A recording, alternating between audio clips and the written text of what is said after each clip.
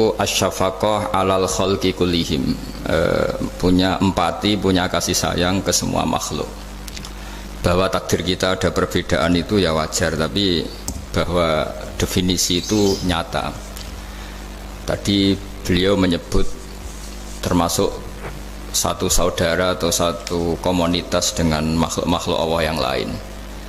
Pernah suatu saat Nabi memuji ada seorang nakal itu, diterima tobatnya Allah karena di jalan ketemu anjing, kemudian ngasih minum anjing itu dan Allah mengampuni. Meskipun secara hukum usul fikih tidak bisa digeneralisir, misalnya kalau minumin anjing satu surga, kalau 100 tambah surga. Nanti lupa minumin manusia gara-gara kebanyakan minumin anjing gitu. Tapi apapun itu faktanya ada cerita di hadis seperti itu. Kemudian menyangkut komunitas internasional yang beberapa diantaranya tentu beda agama, beda keyakinan.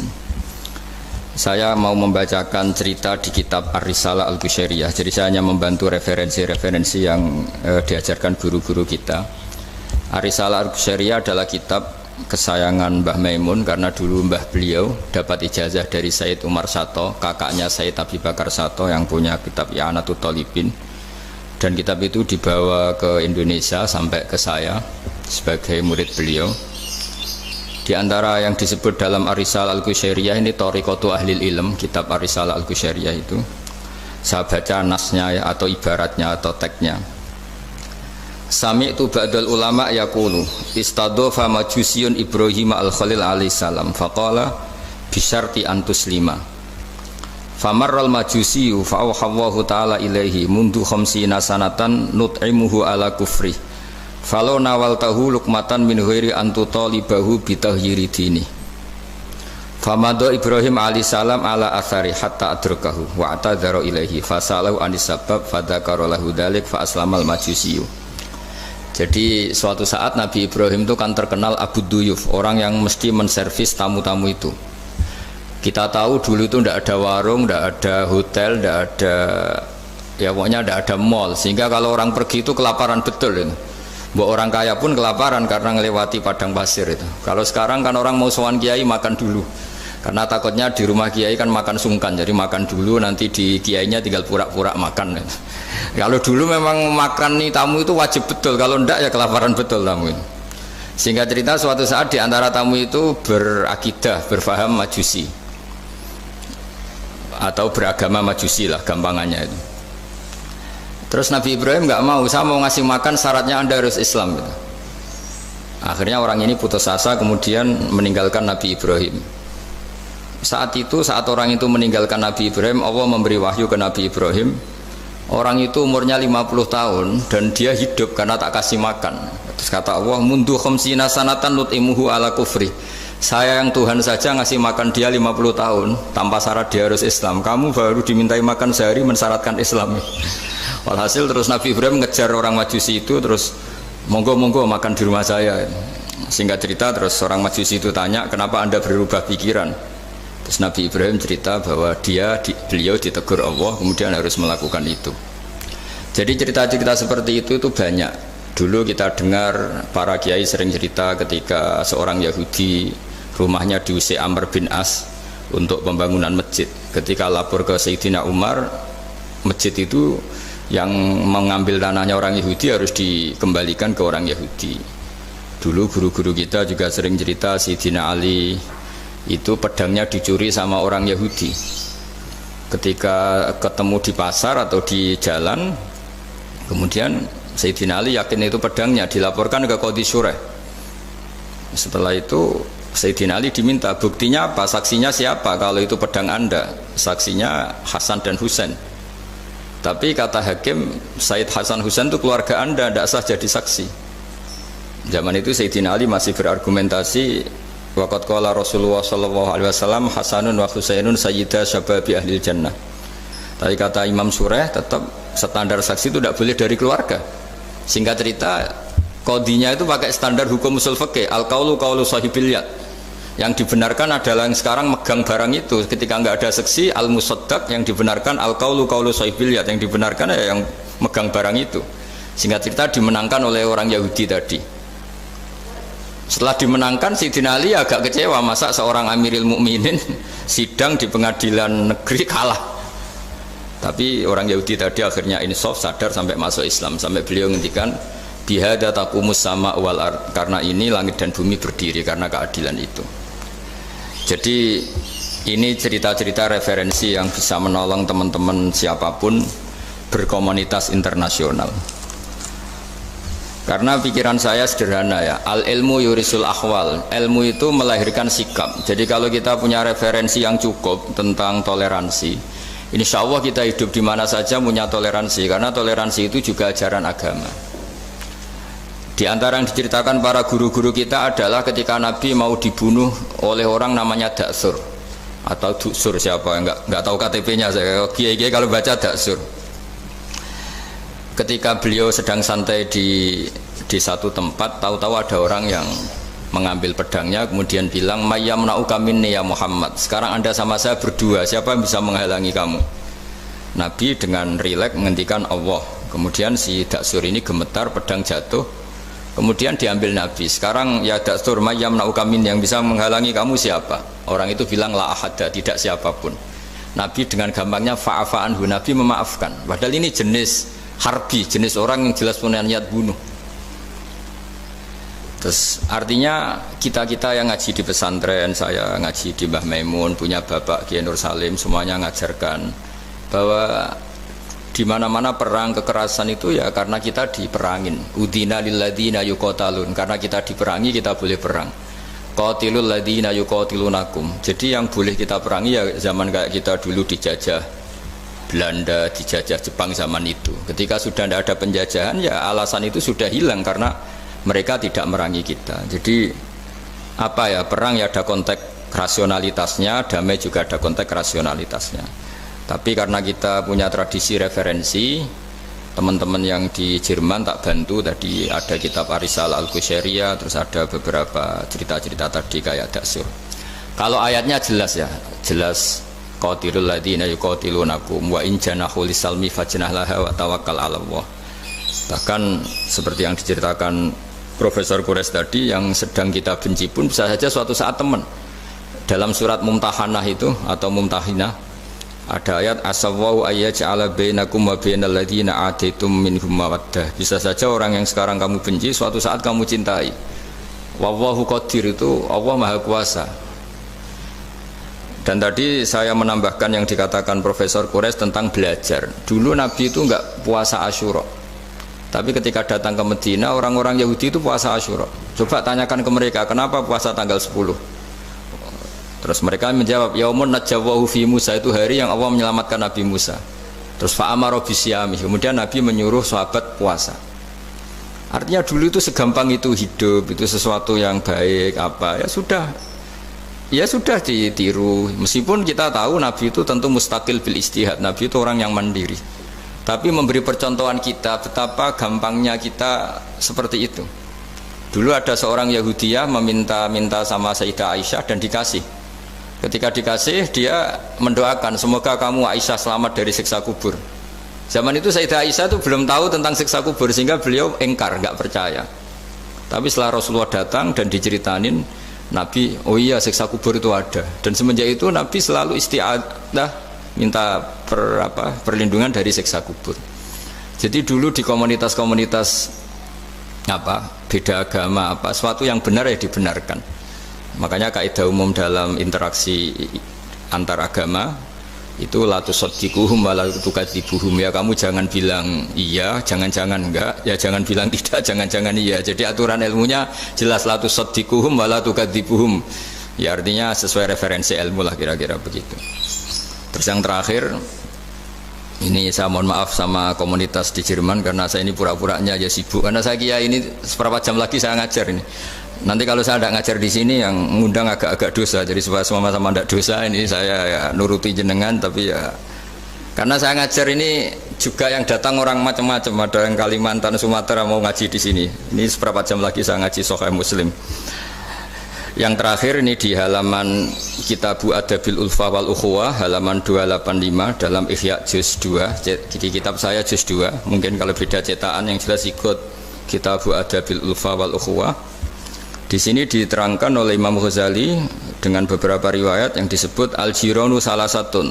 Bertetangga itu ada 3. Jarun lahu hakun wahid, ada tetangga yang punya hanya 1 hak. Wa jarun lahu haqqani wa jarun lahu salah satu hukukin. Terus beliau cerita yang punya 3 hak itu ya tetangga, ya seagama, ya masih ada hubungan kerabat. Yang punya 2 hak ya tetangga, ya seagama. Terus wa amal ladzi lahu hakun wahid fal jarul musyrik. Yang punya hak 1 itu tetangga yang beda agama. Jadi intinya tetap dikasih hak meskipun beda agama.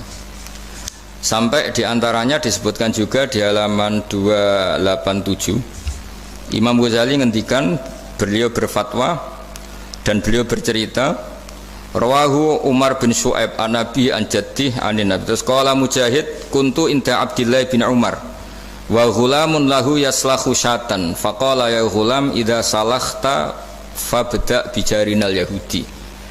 Abdullah bin Umar itu sedang memasak kambing, atau itu pembantunya ini sedang nguliti kambing. Itu pesannya Abdullah bin Umar, ya ghulam idza salakhta fabda bijarinal Yahudi, nanti jangan lupa tetangga kita yang Yahudi.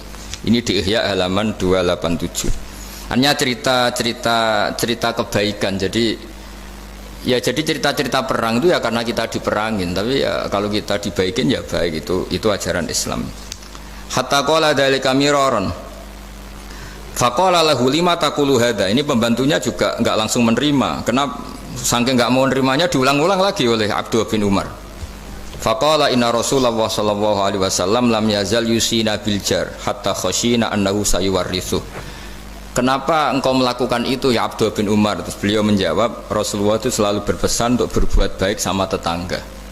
Tadi kita tahu kalau tetangga punya 3 hak, berarti seagama, ada hubungan kerabat, hakul jar, berarti 3. Ada yang seagama dan tidak punya hubungan kerabat, berarti punya 2 hak, yaitu 1 agama dan kerabat.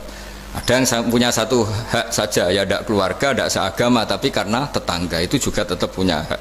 Dan itu pun masuk kategori lam yazal yusina bil jar, termasuk orang-orang yang harus kita baikin.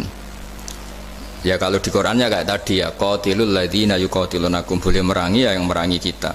Udzina lil ladzina yuqatalun, diberi hak merangi ya sama yang merangi kita, bukan yang tidak merangi kita. Terus waqala Hisam, Kanal Hasanu la yara ba'san antut imal jarul Yahudiyya wan Nasraniyya min udkhiyatik. Bahkan sebagian ulama di sini disebut Hasan Basri berpendapat kalau berkorban, kalau punya tetangga Yahudi yang butuh nggak apa-apa dikasih dagingnya. Ini di halaman Ihya 287 juz 2. Jadi dari cerita-cerita itu dan referensi-referensi itu, teman-teman di Jerman nggak usah khawatir lah kalau kiai-kiai kayak kita itu berfatwa nggak boleh berkomunitas internasional nanti takut begini ndak lah. Kita bacanya ya sama seperti yang dibaca Profesor Kures, sama yang dibaca guru-guru kita. Jadi itu kalau boleh dikatakan sumbangan saya lah, bahwa di kita di pesantren itu ajaran-ajarannya juga seperti itu. Dan tadi beberapa kita saya sebutkan halamannya supaya bisa dicari, supaya tidak kelihatan hoax, juga tidak bikinan saya gitu, supaya jelas itu. Dan saya mohon maaf karena nggak bisa ngikuti sampai selesai, tapi saya ngapresiasi, semoga jadi syawal yang baik. Minal aidin wal faizin. Minal aidin artinya kita kembali menjadi ahli surga. Saya termasuk yang sependapat dengan kitab yang saya baca. Dulu kita ini ahli surga karena Nabi Adam lahirnya di surga dan diciptakan di surga. Karena satu kesalahan beliau harus kembali ke bumi. Dan setelah puasa itu selesai dan diterima, kita kembali ke ahli surga lagi, maksud minal aidin, kita kembali lagi berstatus sebagai ahli surga. Dan itu dimulai dari saling memaafkan, karena yang menghalangi masuk surga itu hak adami. Manusia itu kan paling kikir untuk memaafkan orang lain.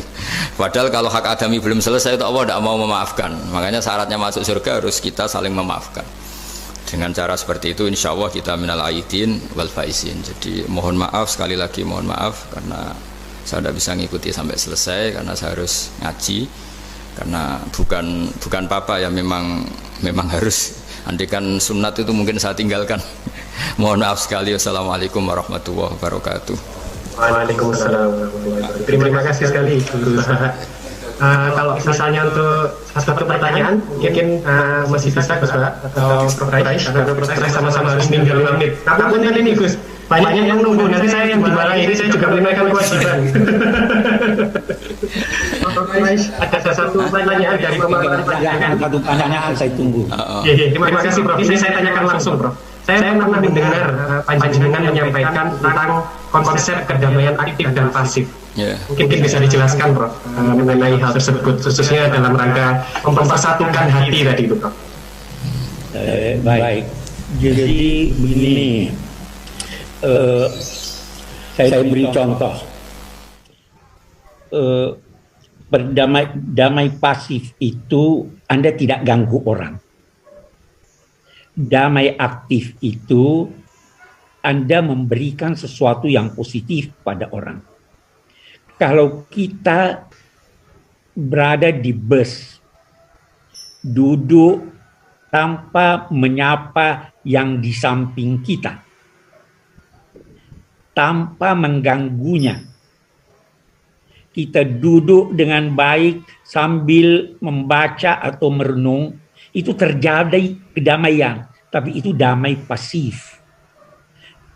Ada yang aktif adalah Anda memberi dia, ini koran Mas mau baca, ini permen Mas, ajak dia ngobrol dan sebagainya, itu damai aktif. Nah, di Al-Quran itu dua-duanya ada itu. Ya, idza khatabahumul jahiluna qalu salama. Kalau mereka itu disapa oleh orang-orang jahil, mereka tinggalkan. Salama, saya berikan kedamaian, damaian pasif. Nah, ya karena itu pesannya, kalau tidak bisa memberi, jangan ambil haknya orang. Kalau tidak bisa memuji, jangan cela dia. Kalau tidak bisa membantu, jangan jerumuskan dia. Itu damai pasif dan aktif. Terima kasih. Terima kasih Prof. Quraish Shihab. Sejatinya kami ingin memohon doa juga, tetapi insya Allah sedikit insya Allah lain kali kita. Ya, Prof. Quraish Shihab. Terima kasih sekali. Selalu, Prof. Terima kasih. Assalamualaikum. Terima kasih. Assalamualaikum. Sekarang kita lompat kembali ke Gus Baha. Moga-moga beliau masih berkenan menjawab pertanyaan saya. Ngapunten Gus, satu saja Gus. Panjenengan pernah menyampaikan apabila kebodohan itu merusak, tetapi sok pintar itu jauh lebih merusak. Nah, ini mungkin panjenengan berkenan menyampaikan soal itu. Tentu ada bodoh yang benar-benar nggak ditoleransi Allah Ta'ala, yaitu bodoh tentang Tuhan ya. Kita dikasih nikmat Allah, dikasih bumi untuk dipakai tanpa bayar, dikasih oksigen. Kemudian kita bodoh nggak tahu yang memberi siapa, itu kan bodoh betul. Tapi lebih merusak lagi ketika nggak ngerti, mengklaim dirinya sebagai ngerti. Karena itu artinya kan sesuatu yang harusnya larangan dimengerti, gara-gara kamu bilang itu ilmu, itu terus diilmukan. Jadi sesuatu yang salah tapi diilmukan, itu lebih ngeri karena menyesatkan. Saya beri contoh misalnya begini ya. Kita di pondok itu kan ngaji jelimet lah. Jelimet itu ya detail ya. Sehingga kita tahu lah bodoh yang paling nggak ditoleransi itu bodoh tentang Allah. Sehingga ketika pertama kita ngaji, awalu wajibin alal insan ma'rifatullah, pertama yang harus kita tahu itu Allah. Kita sebagai warga negara Indonesia saja tahu presidennya siapa, bupati kita siapa. Masa di buminya Allah tidak tahu yang bikin siapa, itu kan kebangetan. Itu bodoh, itu merusak. Terutama bodoh dalam hal-hal yang harus ngerti, yaitu tadi ma'rifatullah. Tapi juga ada yang lebih fatal lagi, tidak ngerti tapi menyesatkan dengan klaim ngerti. Itu yang umat Islam zaman Imam Ghazali itu selalu mengingatkan bahayanya filsafat yang menyesatkan. Misalnya teori tentang Tuhan. Tuhan itu logos terus begini, itu jeluwimet sampai yang dengarkan aja nggak paham. Yang ngomong juga masih nggak paham, apalagi yang mendengarkan. Tapi itu kan mengkaburkan teori Tuhan yang sejelimet itu. Padahal Tuhan bisa ditemukan dengan cara yang mudah. Tuhan itu siapa? Yang pokoknya yang menciptakan langit bumi itu namanya Tuhan. Tuhan itu siapa? Yang wujudnya paling awal itu namanya Tuhan. Tapi gara-gara diberi penjelasan seakan-akan jelimet ilmiah, padahal itu nggak bener, itu hanya nggak bener. Lah itu lebih ngeri lagi karena orang akan bertuhan dengan cara yang salah. Ya kira-kira gitulah contoh ekstrimnya. Terus saya Kasih sekali Gus. gimana? Iya, Terus iya. saya nambahi Tonton tadi. pun- tonton pun. Udah cukup ya? Akhir penutup permintaan dari kawan-kawan untuk berdoa, Gus. Oh iya. Iya. Untuk kami-kami yang di sini. Ya. Karena Profesor Siap tadi juga sudah melimpahkan panjenengan. Oh ya. Terus saya menambahkan sedikit tentang yang didawuhkan Pak Kures tadi. Memang di terakhir dawuhnya Nabi, kamu harus berbuat baik. Kalau nggak bisa ya Rasulullah, mendukung yang baik. Kalau nggak bisa ya Rasulullah, Nabi terakhir ngendikan takufu syarroka anin nas fa innaha sadaqatun minka ala nafsik. Potensi kejahatan kamu jangan menimpa orang lain, itu ya bagian dari sedekah kamu. Jadi takufu syarroka anin nas fa innaha sadaqatun minka ala nafsik. Jadi misalnya bawaan kita baru nggak mood, bawaan kita baru ingin emosi, ya sebaiknya jangan ketemu orang, nanti bawaannya cemberut. Tapi kalau bawaan kita sedang baik, ya sudah nggak apa-apa ketemu orang itu. Jadi ya, diukur-ukur sendiri lah gitu. Makanya kalau sedang jatuh tempo kredit, banyak utang, nggak usah keluar, nanti bawaannya ketemu orang marah ya kira-kira gitu. Ya dihitung-hitung sendiri. Al-Fatihah. A'udzubillahi minasyaitonirrajim. Bismillahirrahmanirrahim. Alhamdulillahirabbil alamin arrahmanir rahim maliki yaumiddin. Na'budu wa nasta'inu ihdinas siratal mustaqim.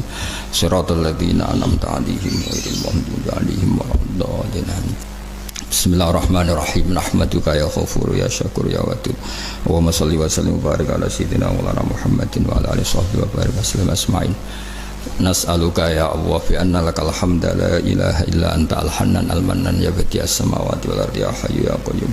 Nas'aluka ya Allah antarsukuna at-ta'asiyya wal qudwata wal iktida bi nabiyyika Muhammadin sallallahu alaihi wasallam Rasulullah yas'alim ayatika yu'allimuhumul kitab wal hikmata yusakkihim kantal azizul hakim. Wa nas'aluka ya Allah antas'ala himmatana fi hadhihi dar ila kalimatikal ulya wasujuda laka warruku'a laka hatta nakuna ibadan laka ma'ari ayatin minka wa hifdin minka ya wa ir'ana bi aini riayatik wa hfatna bi hifdik nama kunna ya wa fi ardika wa fi mulkika ya wa faj'alna aminin mutmainin alladina la khawfun alaihim wa lahum yahzanun warzuqna al-busyra fid dunya wal akhirah urzuqna ya wa at-tawadduda wat tahaba ya wa sing yakunu dzalika sababan ya wa li ilahi kalimatika al-ulya wa khidmati dinika ya wa alal mahajjatil bayda lailuha kana hariha ya aqimna ala dzalika wa a'inna ala dzikrika wa syukrika wa husni ibadatik rabbana atina fid dunya hasanah fil akhirati hasanah wa qina adzabannar sallallahu ala sayyidina Muhammad wa baraka sallam subhana rabbika rabbil izzati amma yasifun salamun alal mursalin walhamdulillahi rabbil alamin sirrul fatihah Ar-Rahmanir-Rahim maliki yaumiddin ya nasta'inu siratal mustaqim siratal ladzina an'amta 'alaihim ghairil maghdubi 'alaihim waladdallin